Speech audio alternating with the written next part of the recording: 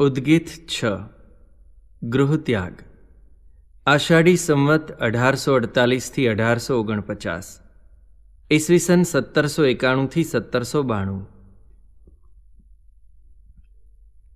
ઘેર આવીને ધર્મદેવે રામપ્રતાપ તથા સુવાસિનીને પોતાની પાસે બોલાવ્યા। ઈચ્છારામ પણ આવ્યા। ધર્મદેવે ધીરેથી તેમને કહ્યું। તેમની વાણીમાં ગંભીરતા હતી। વળી આ લોક પ્રત્યેની ઉદાસીનતા પણ દેખાતી હતી। જુઓ, ઘનશ્યામને તમે ઓળખી લેજો। તે સાક્ષાત પરબ્રહ્મ પુરુષોત્તમ છે।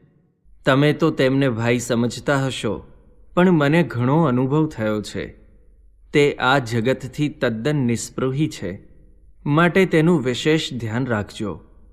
આ જગતથી તે ઉદાસ તો છે જ, પણ એ વધુ ઉદાસ થાય એનું કારણ તમે ન બનશો। હવે મારા દેહનો પણ નિર્ધાર નથી।